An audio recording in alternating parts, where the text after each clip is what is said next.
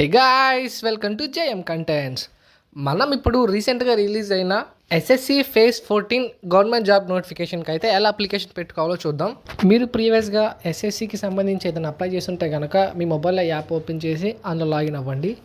లేదంటే కనుక గూగుల్ క్రోమ్లోకి వెళ్ళి ssc.com అని నొక్కితే మనకి వెబ్సైట్ అయితే ఓపెన్ అవుతుంది. అందులో మన యూజర్ నేమ్ అండ్ పాస్వర్డ్ ఇచ్చి రిజిస్టర్ అవ్వాలి.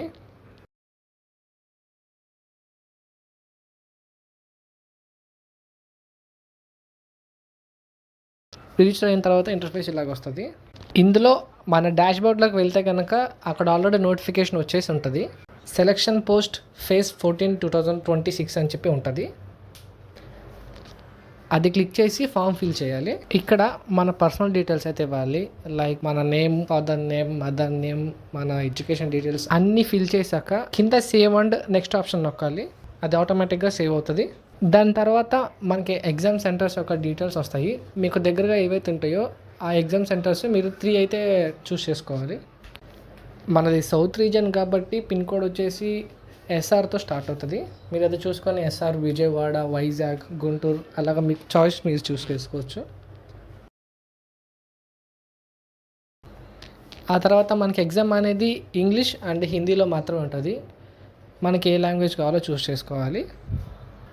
లాంగ్వేజ్ చూస్ చేసుకొని సేవ్ అండ్ నెక్స్ట్ కొట్టాలి. నెక్స్ట్ వచ్చేసి మనకి రీజియన్ కోడ్ అలాగే పోస్ట్ కోడ్ కూడా వస్తుంది. నేను ఆ పోస్ట్ కోడ్ యొక్క డీటెయిల్స్ అయితే ఇక్కడ ఇస్తున్నాను.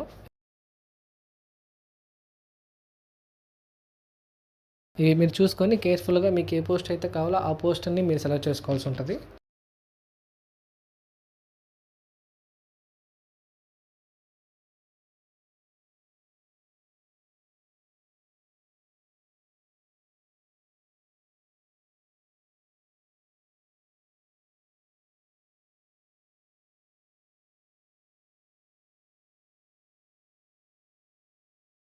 సెలెక్ట్ చేసుకున్న తర్వాత సేవ్ అని నెక్స్ట్ కొడితే మనకి ఆధార్ అథెంటికేషన్ వస్తుంది.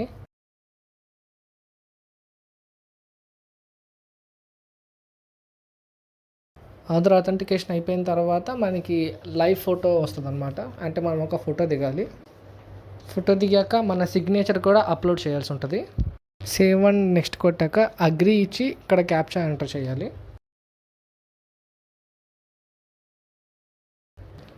క్యాప్చా ఎంటర్ చేస్తే మన అప్లికేషన్ ప్రాసెస్ అనేది కంప్లీట్ అయిపోతుంది. మన అప్లికేషన్ కంప్లీట్ అయిందో చెక్ చేసుకోవాలనుకుంటే మన డాష్బోర్డ్లోకి వెళ్ళి మై అప్లికేషన్ సెలెక్ట్ చేస్తే కనుక మనం అప్లై చేసిన అన్ని డీటెయిల్స్ ఇక్కడ ఉంటాయి.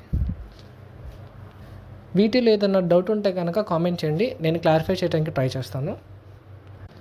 అండ్ వీడియో ఎంతవరకు చూసినందుకు థ్యాంక్ యూ. వెళ్తూ సబ్స్క్రైబ్ చేసుకొని వెళ్ళండి. టాటా బాయ్.